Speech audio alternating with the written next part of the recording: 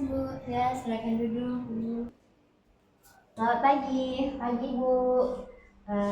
Sebelumnya terima kasih sudah mau berkenan untuk datang ke ruang konseling pada pagi hari ini.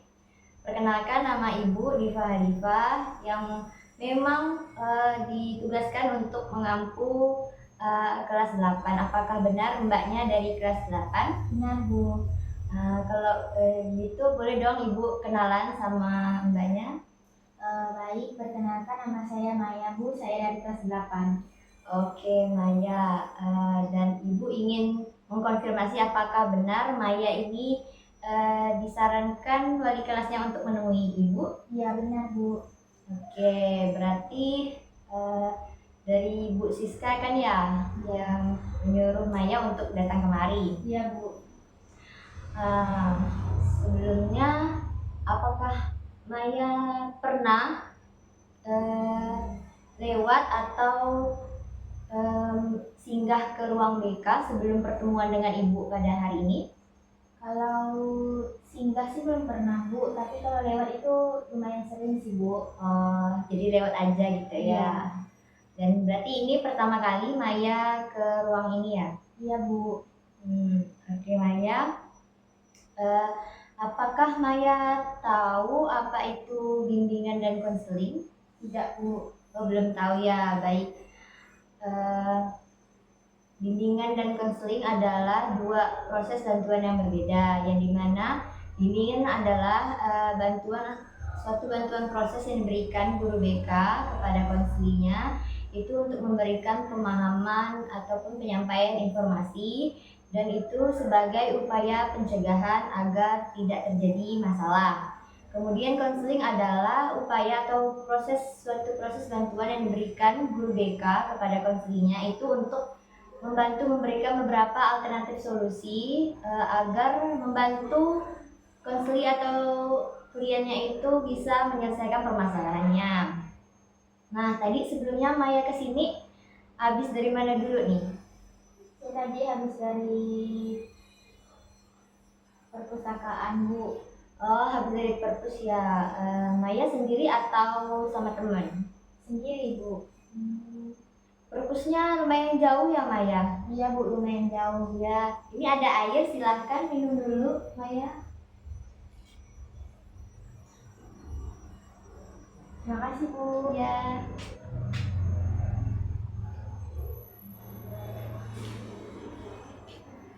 Nah, apakah posisi duduk Maya sekarang sudah nyaman? Sudah nyaman Bu, seperti ini. Oke, baik, seperti ini aja ya. Ya. Nah, berarti Maya baru pertama kali kan ke sini. Bagaimana kesan dan suasana yang ada di ruangan ini Maya?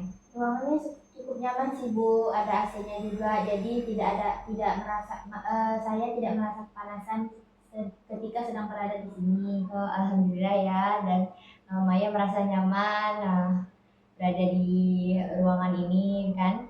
Kemudian Maya tahu nggak kenapa Bu Siska menyarankan Maya untuk menemui Ibu? Saya tidak tahu Bu. Oh, tidak tahu ya, baiklah. Ibu ingin nanya nih sebelumnya, Maya ngerasa nggak sih kalau nilai Maya saat kerja kelompok itu tidak memuaskan? Bagaimana menurut Maya? Iya Bu, saya merasa nilai saya agak turun ketika saya belajar kelompok karena saya mengalami ada beberapa perubahan pada diri saya Bu. Berarti Maya sudah mulai merasakan kan Iya Bu. situasinya. Nah, oleh karena itu Bu Siska ingin membantu Maya melalui Ibu. Karena Ibu yang mengampu kelas 8 kan, jadi pertama-tama Maya memang harus menemui Ibu terlebih dahulu. Tapi tidak menutup kemungkinan jika pertemuan berikutnya Maya ingin bertemu dengan guru BK yang lain, karena di sekolah kita ini guru BK-nya tidak hanya Ibu, ada Pak Tony dan Bu Dewi. Nah, terserah Maya nanti nyamannya atau enaknya berbicara dengan siapa. Tapi untuk saat pertemuan ini Bu Siska atau wali kelas Maya itu menyarankan menemui Ibu dulu. Apakah Maya mau melanjutkan pembicaraan ini bersama Ibu? Oh begitu, jadi saya tidak harus bertemu dengan satu konselor saja ya Bu? Ya benar Maya, karena kenyamanan dan kepercayaan kamu itu sangat penting bagi kami sebagai guru BK. Bagaimanapun konseling harus dibuat senyaman mungkin agar mereka bisa nyaman menceritakan permasalahannya. Jadi ada banyak pilihan yang bisa Maya ambil untuk bertemu dengan guru BK yang Maya inginkan. Baik Bu, mungkin nanti saja untuk saat ini saya lebih nyaman berbicara dengan Ibu, jadi saya bercerita dengan Ibu saja. Oke, baik Maya. Berarti kita akan melanjutkan pertemuan kita hari ini ya. Ya Bu. Maya kan tadi sudah mengetahui kan keadaan Maya. Nah, bagaimana perasaan Maya hari ini? Perasaan saya hari ini saya sedikit gugup Bu. Bisakah Maya ceritakan bagaimana Maya bisa gugup saat ini?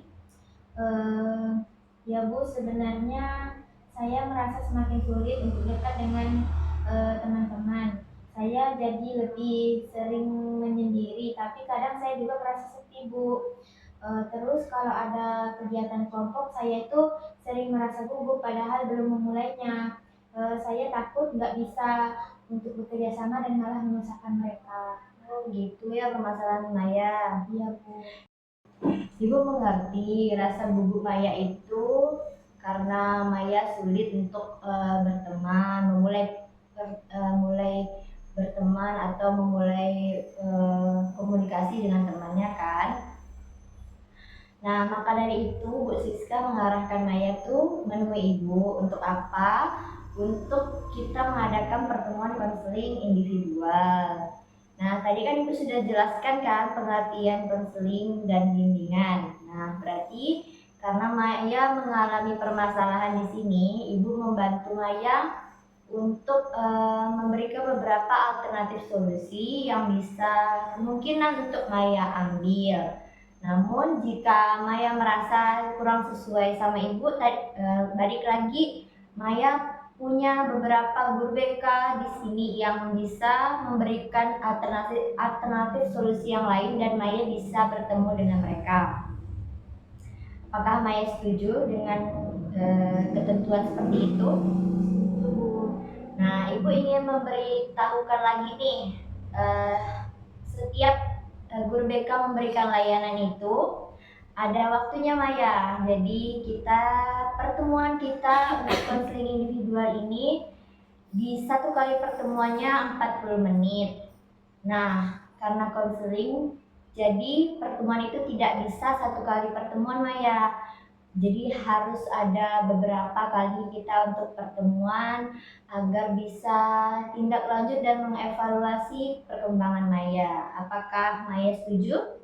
Setuju Bu. Nah, di dalam satu kali pertemuan ini kita 40 menit pertemuannya ya Maya.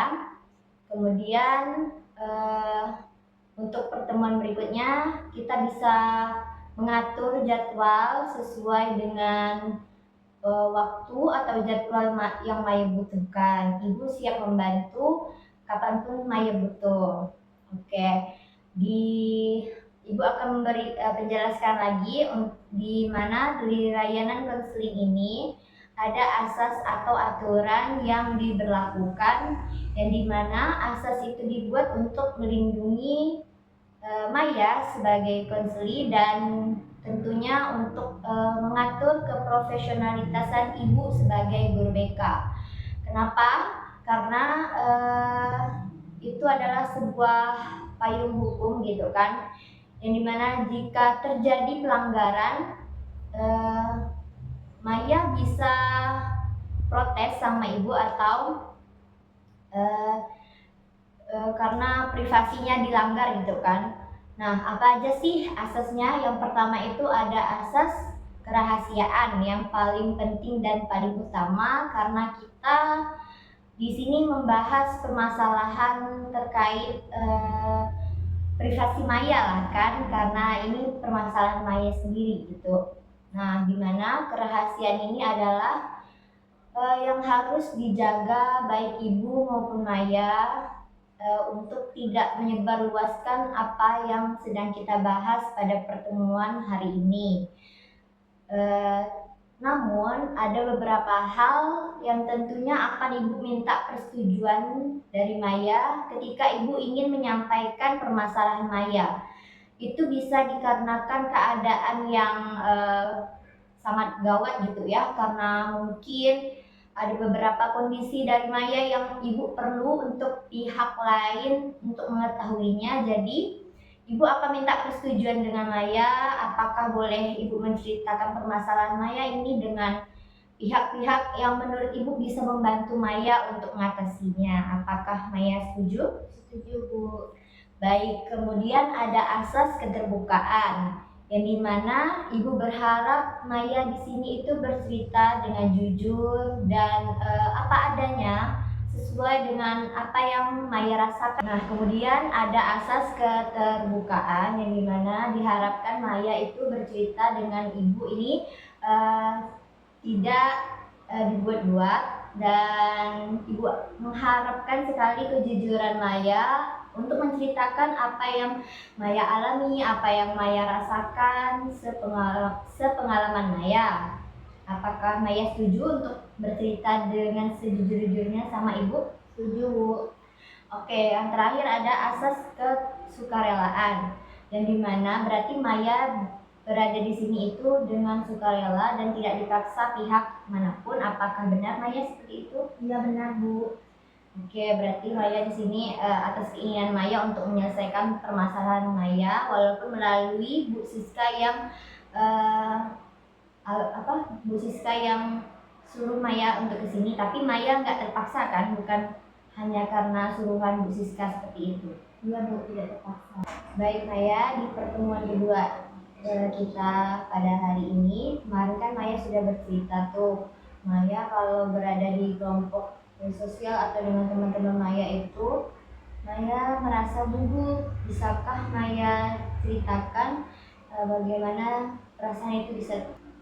Contohnya nih, Bu, besok tuh saya ada presentasi kelompok, Bu. Nah, saya ini benar-benar khawatir, saya takut saya tidak bisa berkontribusi dan malah mengecewakan kelompok saya, Bu. Oh, jadi Maya merasa akan membuat teman-teman kecewa gitu ya sama Maya. Jadi Maya itu merasa gugup dan khawatir sekali kalau presentasinya tidak bisa berjalan dengan lancar. Apakah seperti itu Maya? Iya, Bu, saya merasa kalau saya tidak berkontribusi, takutnya saya tidak mendapatkan nilai, Bu, dari kelompok itu. Nah, Maya mengatakan Maya takut tidak mendapatkan nilai, tapi kenyataannya sekarang Maya juga merugikan teman-teman termasuk diri Maya, karena nilai Maya juga rendah kan sekarang. Iya, Bu. Nah, jadi menurut Maya nih, apa sih yang harus Maya lakukan biar Maya tidak merugikan teman-teman dan tidak merugikan diri Maya sendiri? Mulai apa? Iya, Bu, jadi saya tuh agak merasa sulit untuk bersosialisasi dengan teman-teman. Oke, berarti Maya belum memahami bagaimana penyelesaiannya kan Maya.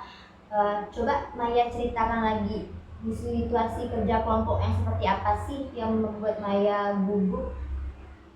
Boleh Maya ceritakan? Boleh, Bu.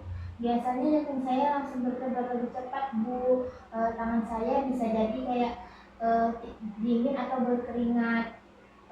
Pikiran saya langsung penuh dengan nanti kalau saya salah ngomong gimana, kalau ide saya nggak sesuai dengan tugas kelompok itu gimana. Itu yang saya khawatirkan, Bu. Terus saya juga berpikir saya pasti nanti bisa menjadi beban mereka. Rasanya seperti semua mata tertuju pada saya, Bu. Oh, seperti itu ya. Nah ya, kelihatannya Naya benar-benar takut dan khawatir jika orang lain menilai Maya yang tidak-tidak. Apakah Maya ada pengalaman buruk sebelumnya sehingga Maya bisa merasakan perasaan yang seperti ini? Lebih dominan saat kerja kelompok sih Bu. Kalau ngobrol satu atau dua orang yang sudah kenal dekat, mungkin tidak terlalu masalah. Tapi kalau banyak orang atau orang yang belum terlalu dekat, apalagi kalau orang itu eh, orang baru bagi saya Bu. Oh, seperti itu. Eh, apakah teman-teman kelompok Maya saat ini itu bukan teman-teman dekat Maya? Apakah ada pengalaman sebelumnya yang Maya rasakan seperti perasaan Maya saat ini? Saya kurang yakin kapan persisnya Bu. Tapi kalau dipikir-pikir, mungkin sejak awal masuk SMP. Baik, coba Maya ceritakan apakah pengalaman-pengalaman sebelumnya ada yang sama persis seperti pengalaman atau perasaan yang Maya rasakan saat ini? Saya kurang yakin kapan pastinya Bu, kapan persisnya Bu. Ya. Tapi kalau dipikir-pikir mungkin sejak awal masuk SMP ya Bu. Dulu pernah ada presentasi kelompok dan saya merasa gugup sekali sampai lupa apa yang mau saya bicarakan.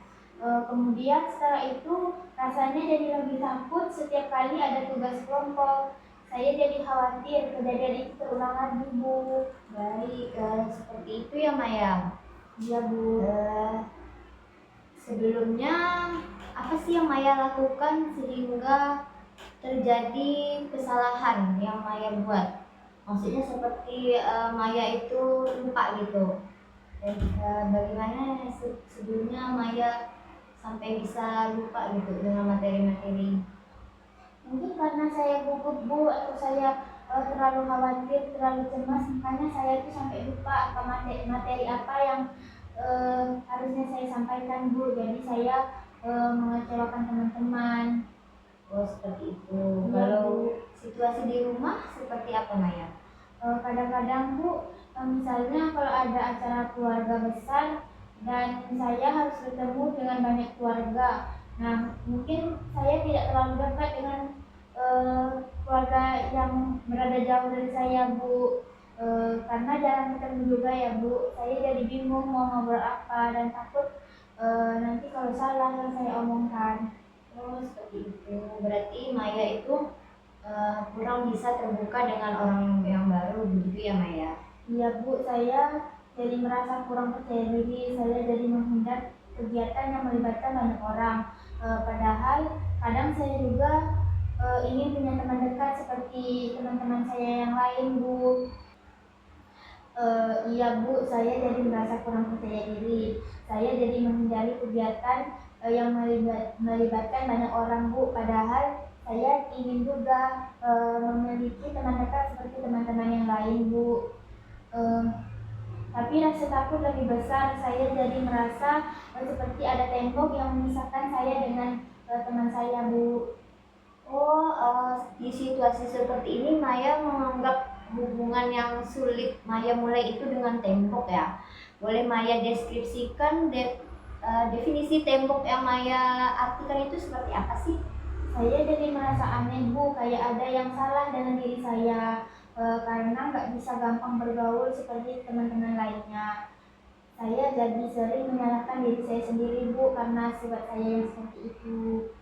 Gitu. Nah Maya, sebelumnya kamu ada bilang kan kalau kamu itu merasa lebih nyaman atau senangnya itu berbicara dengan teman dekat. Bisa kamu ceritakan kenapa kamu bilang kalau kamu itu lebih nyaman dengan teman dekat? Emang kenapa sih dengan teman yang dekat gitu Maya? Boleh bisa diceritakan? Bu, dengan teman dekat, saya merasa mereka sudah tahu kekurangan saya Bu. Tapi mereka tuh tetap menerima saya.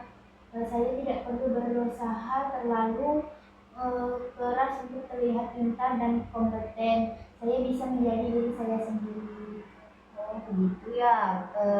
Berarti menurut Maya teman yang baru itu seperti apa Maya? Teman yang baru itu seperti bahwa misalnya saya berkelompok dengan teman yang benar-benar saya itu tidak dekat dengannya Bu. Bahkan mungkin saya hanya tahu namanya saja tapi tidak pernah mengobrol atau berbicara dengannya Bu. Oh seperti Oke, jadi menurut Maya di dalam hubungan teman dekat itu, Maya itu merasa diterima dan merasa dimengerti karena teman-teman sebelumnya udah mengenal dan tahu apa kelebihan dan kekurangan Maya. Apakah seperti itu, Maya? Iya Bu. Saya langsung berpikir bagaimana kalau saya lupa lagi.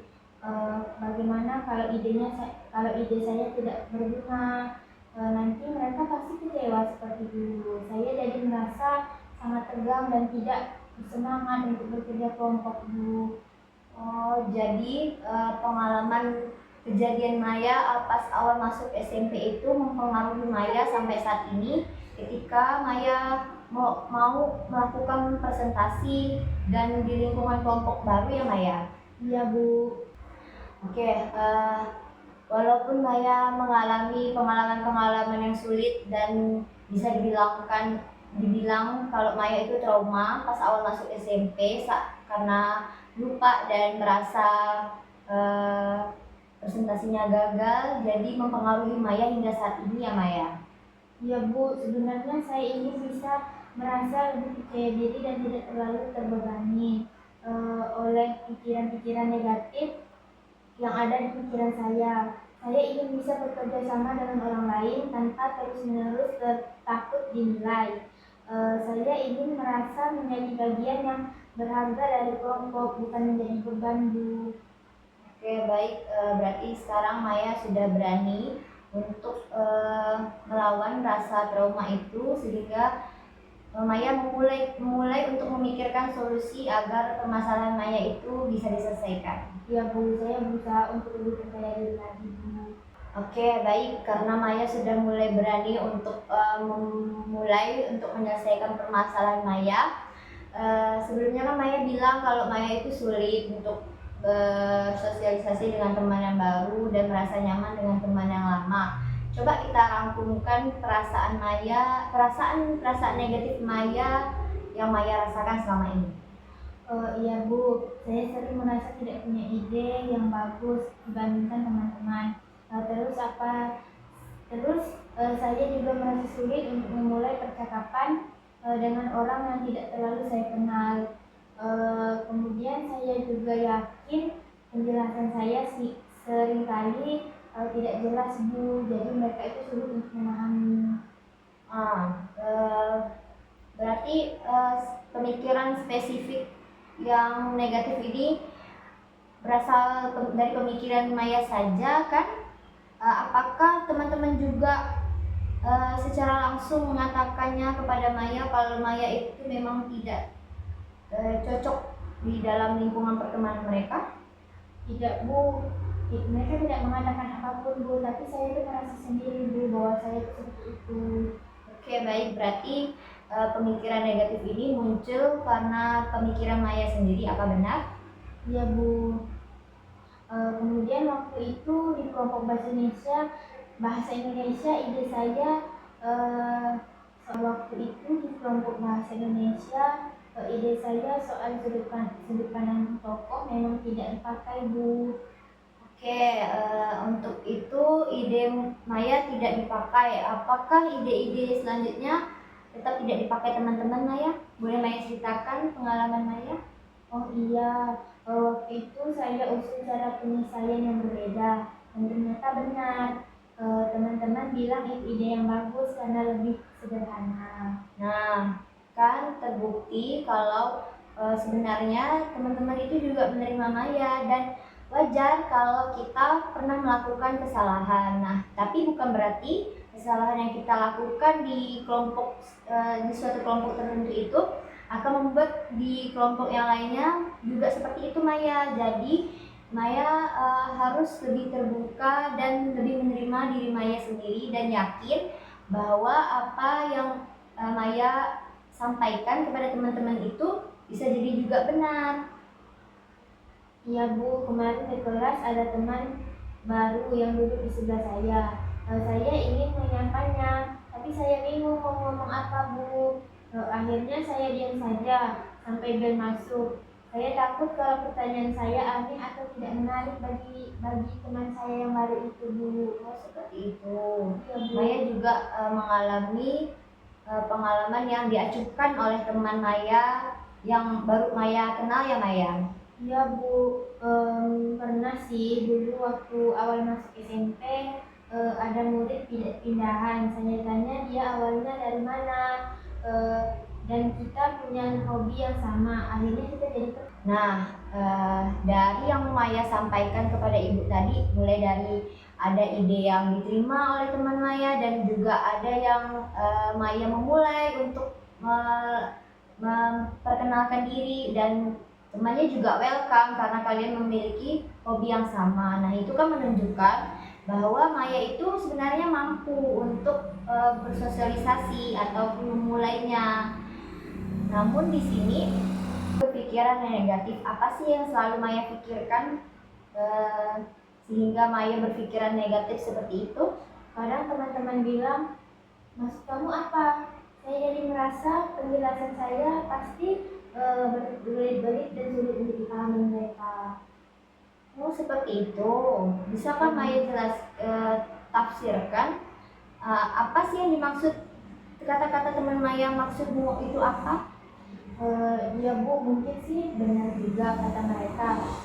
Mungkin saya itu dalam menyampaikannya karena saya terlalu takut salah, jadi saya tuh benar-benar salah Bu, karena saya tadi terlalu takut memikirkan itu kecemasan yang ada dalam diri saya. Oh, itu disebabkan karena kecemasan Maya sehingga yang dikeluarkan juga adalah kata-kata yang salah ya Maya? Ya Bu. Nah, setelah pertemuan kita minggu lalu, kita pada pertemuan kali ini, pertemuan yang ketiga ini, kita di sini akan mengatur solusi yang bisa Maya coba lakukan. Kemudian akan kita susun jadwalnya dan Maya bisa untuk menerapkannya. Apakah Maya setuju? Setuju Bu. Oke, bisa dari pertemuan sebelumnya kan sudah Maya sampaikan permasalahan Maya, kemudian Maya juga bisa untuk bercerita bahwa dulunya punya pengalaman yang negatif, tapi juga Maya pernah diterima gitu kan. Kemudian juga Maya telah mengutarakan bahwa itu adalah pemikiran yang negatif yang berasal dari Maya dan tidak juga membenarkan, maksudnya lingkungan juga menerima kok Maya, tapi kadang kesalahan yang Maya lakukan itu karena Maya merasa muncul pemikiran negatif gitu kan, jadi Maya merasa gagal gitu dan benaran terjadi kegagalan gitu kan. Nah, bisakah Maya coba untuk membuat solusi apa sih yang cocok untuk Maya lakukan? Mungkin saya bisa mulai dengan merencanakan satu atau dua topik pembicaraan sebelum bertemu dengan teman-teman. Lalu berlatih bertanya pertanyaan terbuka yang membutuhkan jawaban dari sekedar ya atau tidak. Nah, berarti Maya sudah bisa ya untuk menemukan solusi yang akan Maya lakukan. Ya Bu, mungkin saya bisa mulai dengan berinteraksi lebih sering dengan satu teman yang sudah saya rasa nyaman di dalam kelompok. Lalu mencoba memberikan satu ide atau pendapat di setiap sesi kelompok. Meskipun saya tidak yakin itu berguna atau tidak. Setelah itu mungkin saya bisa mencoba berinteraksi dengan teman di kelompok secara bergantian Bu. Setelah tadi Maya bilang akan mencoba untuk mulai untuk berinteraksi dan menanyakan pertanyaan terbuka yang dimana latihannya dengan teman atau keluarga, kapan kiranya Maya untuk mulai melakukannya? Maya? Untuk latihan bertanya terbuka di rumah mungkin 3 kali seminggu saat saya berbicara dengan keluarga atau teman. Untuk fokus mendengarkan, saya akan berusaha melakukan setiap kali ada percakapan. Misalnya kalau di kelompok, saya akan mencoba memberikan respon singkat minimal 2 kali setiap sesi. Untuk memberikan ide, saya akan targetkan 1 kali setiap sesi. Tapi kalau merasa lebih nyaman, mungkin bisa lebih, Bu. Nah, itu ide yang sangat baik dan sangat terstruktur, Maya. Apakah ada yang ingin Maya sesuaikan lagi sama Ibu? Sepertinya sudah cukup jelas, Bu. Tapi bagaimana kalau ada hari di mana saya merasa sangat tidak nyaman untuk memberikan ide? Nah, Maya, program atau langkah-langkah yang Maya buat tadi bersama Ibu itu adalah program yang fleksibel dan tidak kaku. Yang dimana itu tuh sebagai penanda aja, Maya nih harus sebagai jadwal gitu kan. Maya nih Senin harus gini, Selasa gini gitu kan. Nah, itu tuh sesuai waktu senggangnya Maya aja. Yang penting Maya ada melakukan tahapan-tahapan yang sudah Maya sampaikan tadi sama Ibu. Kemudian nanti Maya catat kapan Maya melakukannya, terus kapan Maya tidak melakukannya. Apakah setuju, Maya? Baik, Bu, saya setuju. Sudah kita melakukan langkah-langkah dan juga solusi, dan juga Maya sudah mulai melakukannya. Apakah Maya sudah melakukannya? Saya sudah berusaha mengikuti jadwal. Ada beberapa kali saya berhasil bertanya terbuka di rumah, dan saya merasa lebih fokus mendengarkan saat teman bicara di kelompok. Kemudian ada beberapa kali saya memberikan respon singkat, dan minggu ini saya berani memberikan ide 2 kali meskipun masih agak gugup, Bu.